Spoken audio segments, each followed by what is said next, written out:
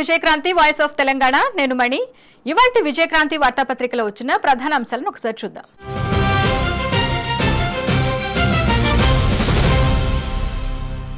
ఆకాశమే హద్దుగా Gen Z తనదైన శైలిలో ప్రశ్నిస్తోంది. యువత అంటేనే ప్రశ్నించడం, అది ఎందుకు అని అడుగుతుంది. విషయాలు ఎందుకు ఇలాగే ఉండాలో తెలుసుకోవాలనుకుంటుంది. కొన్నిసార్లు ధైర్యంగా మార్పు అవసరమని ప్రకటిస్తుందని, రేపటి భారతదేశాన్ని రచించేది యువతే అని సునీల్ బన్సల్ మనసులో మాట బయటపెట్టారు. జెన్జీ, జెన్ ఆల్ఫాలు నడుం బిగించాలి. పాలకులు ప్రజలకు జవాబుదారీగా ఉండాలి. లేకపోతే ఆ వ్యవస్థ మొత్తం కుళ్లిపోతుంది. అలాంటి సందర్భంలో యువత ముందుకు రావాలి. కుళ్లిన వ్యవస్థను ప్రక్షాళన చేయాలి. యువతలో ఉన్న ఆవేశం అరాచకానికి దారితీయకూడదు. అది ఒక క్రమశిక్షణతో కూడిన విప్లవంగా మారాలి. ఓటుకు నోటు సంస్కృతికి చరమగీతం పాడాల్సిన సమయం ఆసన్నమైంది. ఎన్నికల సమయంలో లంచాలుగా ఇచ్చే నగదు, బహుమతులను పూర్తిగా తిరస్కరించాలి. ఇందుకు యువత నడుం బిగించాలి. అలాగే అవినీతి రహిత భారత్ కోసం, భారతదేశాన్ని రక్షించేందుకు యువతరం ఉద్యమించక తప్పదని నేటి సమాజ పరిస్థితిపై విజయక్రాంతి చైర్మన్ సిఎల్ రాజం విశ్లేషణ.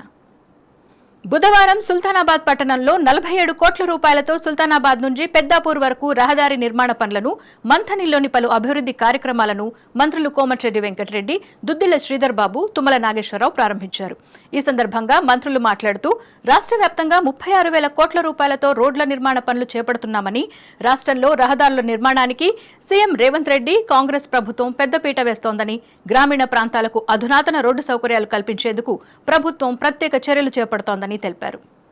తీపి మాటలే, చేతల్లో మాత్రం శూన్యం. నిజాం షుగర్స్ పునరుద్ధరణ ఒట్టిదేనా? 100 రోజుల హామీకి ఏళ్లు గడుస్తున్నా ఏది ప్రగతి? కమిటీల నాంచుడు, కన్సల్టెంట్ల వేట, షుగర్ ఫ్యాక్టరీలపై రియల్ ఎస్టేట్ కన్ను, చెరుకు రైతుల నోట్లో కార్పొరేట్ మట్టి, ఇథనాల్ నెపంతో ప్రైవేటీకరణ కుట్ర, ఎన్నికల హామీ ఇచ్చి చేతులెత్తేసిన కాంగ్రెస్ ప్రభుత్వం అంటూ బోధన్, మెదక్ రైతాంగం తీవ్ర ఆందోళన వ్యక్తం చేస్తోంది. విద్యార్థుల ఘాతుకం. నల్గొండలో ప్రిన్సిపల్ రూపారెడ్డి హత్య స్కూల్ పిల్లల పని. ప్రిన్సిపల్ మందలించిందని కక్ష పెంచుకొని జల్సాలకు అలవాటు పడి డబ్బు కోసం దారుణంగా రూపారెడ్డిని హతమార్చారు. వారం రోజులుగా రూపారెడ్డి ఇంటి వద్ద రెక్కీ చేసి పక్కా ప్లానింగ్తో హత్య చేసి నిందితులిద్దరూ చదివేది మాత్రం 10వ తరగతి. దీంతో వీరిని అరెస్ట్ చేసి జువెనైల్ హోంకు తరలించనున్నట్లు ఎస్పీ శరత్ చంద్ర పవార్ తెలిపారు.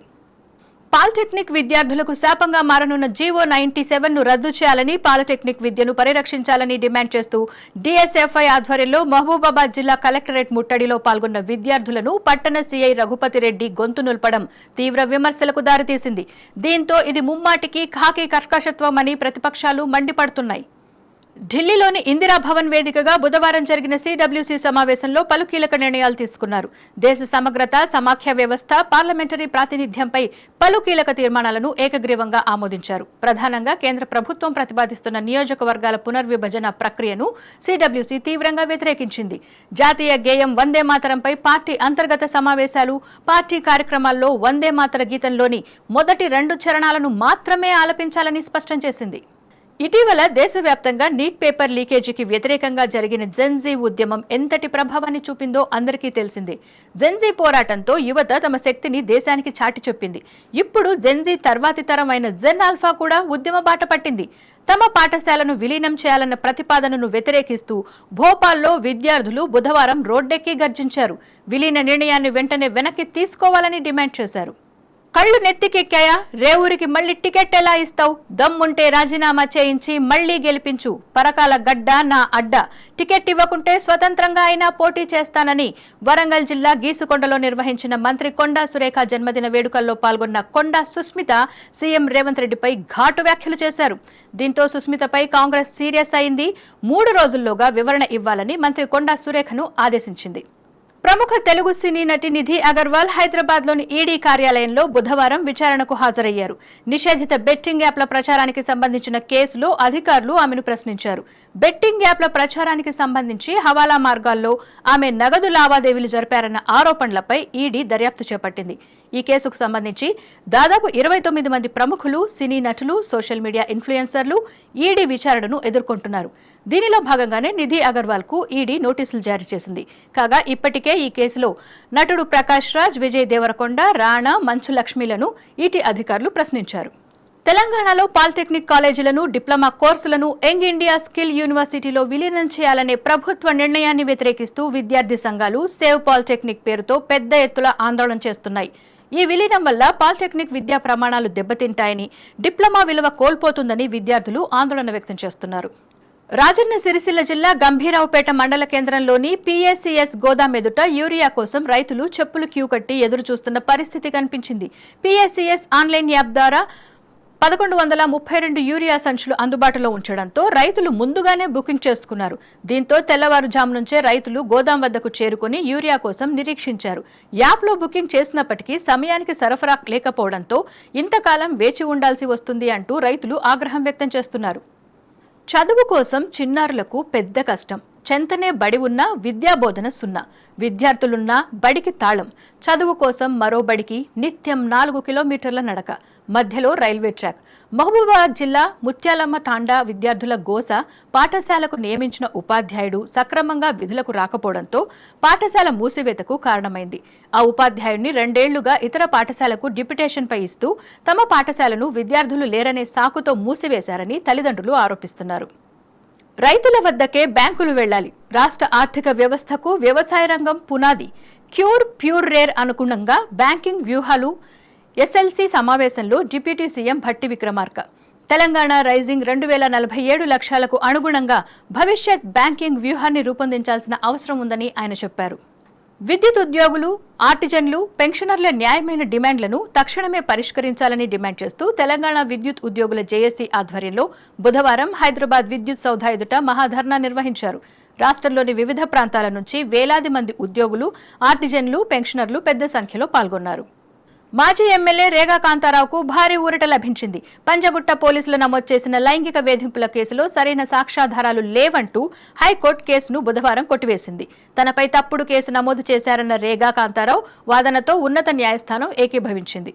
ఖానాపూర్ నియోజకవర్గానికి చెందిన ఓ ప్రజాప్రతినిధి సమీప బంధువు రైస్ మిల్లులో 40 కోట్ల విలువ చేసే ధాన్యం మాయమైనట్లు విజిలెన్స్ తనిఖీలో బహిర్గతమైంది. దీంతో అక్రమాలపై Nirmal civil supply DM Sudhakar స్థానిక పోలీస్ స్టేషన్లో లిఖితపూర్వకంగా ఫిర్యాదు చేయడంతో కేసులు నమోదైనట్లు చెబుతున్నారు. నిర్మల్ జిల్లా ఖానాపూర్ మండలంలోని సత్తనపల్లి ఏఆర్ఎస్ రైస్ మిల్లులో 40.96 కోట్ల ప్రభుత్వ ధాన్యం కొరత ఉన్నట్లు విజిలెన్స్ పౌర సరఫరాల శాఖ అధికారులు బుధవారం తనిఖీలు నిర్వహించి తెలిపారు.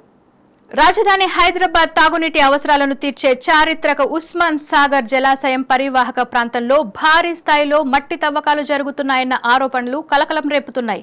శంకర్పల్లి మండలం జన్వాడ గ్రామ పరిధిలో సర్వే నెంబర్ 583లో సుమారు 10 ఎకరాల విస్తీర్ణంలో 15 అడుగుల లోతు వరకు మట్టి తవ్వకాలు చేపడుతున్నట్లు స్థానికులు ఆరోపిస్తున్నారు. దీంతో జలాశయ పరివాహక ప్రాంత భద్రతపై తీవ్ర ఆందోళన నెలకొంది. నీట్ లీక్ వివాదంపై బీహార్లో విద్యార్థుల నిరసన సందర్భంగా ఒక పోలీస్ AK-47తో కాల్పులు జరపడంపై ఆర్జేడీ కన్నెర్ర చేసింది. ఆ పార్టీ బుధవారం నిర్వహించిన లోక్ భవన్ మార్చ్ తీవ్ర ఉద్రిక్తతకు దారితీసింది. ర్యాలీలో నకిలీ AK-47 గన్ను పట్టుకుని ఓ వ్యక్తి హల్చల్ చేశాడు. లోక్ భవన్ ముట్టడికి వెళ్తున్న నిరసనకారులపై పోలీసులు వాటర్ క్యాన్లను ప్రయోగించారు. ఈ ర్యాలీకి నేతృత్వం వహించిన ఆర్జేడీ నేత తేజస్వి యాదవ్ను అరెస్ట్ చేశారు. తమిళనాడు ప్రజలపై సీఎం విజయ్ వరాల జల్లు కురిపించారు. ముఖ్యమంత్రి సమగ్ర ఆరోగ్య బీమా పథకం వార్షిక పరిమితిని 5 లక్షల నుంచి ఏకంగా 25 లక్షలకు అంటే 5 రెట్లు పెంచుతున్నట్లు ప్రకటించారు. పాల ధరలను పెంచుతూ పాడి రైతులకు ఊరట కల్పించగా నియోజకవర్గాల్లోని సమస్యలను తెలుసుకునేందుకు ఎమ్మెల్యేలకు ప్రత్యేక వాహనం, ఇతర ఖర్చులను అందిస్తామని కూడా చెప్పారు. ఇవి విజయ్ క్రాంతి వాయిస్ ఆఫ్ తెలంగాణలో ఉన్న ప్రధాన అంశాలు. ఇప్పుడు పలు పత్రికల్లో వచ్చిన మిత్ర అంశాలను చూద్దాం. రచ్చకెక్కిన కాంగ్రెస్. గాంధీ భవన్ నుంచి సచివాలయం దాకా కుమ్ములాటలే. పార్టీలో ఐక్యత, ప్రభుత్వంలో సమన్వయం కరువు. పాలన గాలికొదిలేసి కుర్చీల వాటాల కోసం కుస్తీ. ఎమ్మెల్యేల నుంచి సీఎం దాకా నేతల లొల్లి. జిల్లాలో పెత్తనం కోసం వీధి పోరాటాలు, పదవుల కోసం పైరవీలు. ప్రస్తుతం రాష్ట్రంలో కాంగ్రెస్ పరిస్థితి ఇది. అటు పార్టీగా ఇటు ప్రభుత్వంగా అట్టర్ ఫ్లాప్ అయింది. ప్రజా సంక్షేమాన్ని గాలికొదిలేసి అంతర్గత కుమ్ములాటలు, వాటాల పంచాయతీలతో రోజుకో తీరుగా నేతలు రచ్చకెక్కుతున్నారు. 22A పక్కా కుట్ర. ప్రభుత్వం పైకి చెప్తున్నట్లు 22A పొరపాటున జరిగిందా? ప్రభుత్వ పెద్దలకు దీని తీవ్రత గురించి ఆలస్యంగా తెలిసిందా? సారీ చెప్తే బారాఖూన్ మాఫ్ అవుతుందా? అసలు అది పొరపాటేనా, యాదృశ్చికమా, పక్కా కుట్రనా? నిరుడు అక్టోబర్లోనే నిషేధిత జాబితా రెడీ. డిసెంబర్లో హైకోర్టుకు సర్కార్ నివేదన. 8 నెలల తర్వాత రేవంత్ ప్రభుత్వం డ్రామాలు, పొరపాటైంది, తప్పు జరిగిపోయింది అంటూ పైకి ప్రకటనలు. 3 ఏళ్ల క్రితమే ముఖ్యమంత్రికి చెప్పానన్న కోమటిరెడ్డి.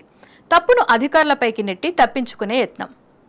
రాష్ట్రం ఆదాయం కంటే అప్పుల్లోనే వేగం. సొంత పన్ను ఆదాయం స్వల్పంగా పెరిగినా రెవెన్యూ వ్యయం 25.58% ఎగబాకింది. 4 నెలల్లో 33,729.98 కోట్ల నికర అప్పులు. వార్షిక నిర్దేశిత రుణ సమీకరణలో ఇది 57.70%. పెన్షనర్ల భారం ఏకంగా 70.61% పెరుగుదల. బడ్జెట్ అంచనాలకు పొంతన లేకుండా నిర్వహణ. జూలై నెల కాగ్ రిపోర్టులో ఆందోళనకర నిజాలు. హైదరాబాద్ నగరంలో రియల్టీ కారుణ్య మరణాన్ని కోరుకుంటున్నది. సర్కార్ విధ్వంసకర చేష్టలతో ఇన్నాళ్లు జీవోత్సవంలా వెంటిలేటర్పై ఉన్న రియల్టీ 22A నిషేధిత జాబితాతో ఉన్న కొన ఊపిరి కూడా గాల్లో కలిసిపోయింది. 3 ఏళ్ల కిందట దాకా నగరంలో రోజుకి వేలాది రియల్ లావాదేవీలు.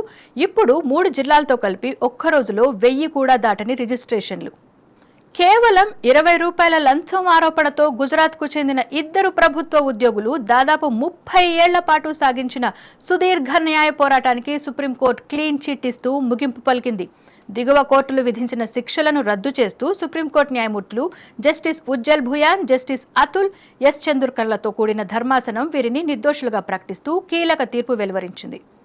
ఫీడర్పై కోమటిరెడ్డి కస్సుబుస్సు, ప్రజల సొమ్ముతో మంత్రి ఫామ్ హౌస్ లో వెలుగులు అంటూ సోషల్ మీడియాలో ప్రచారం.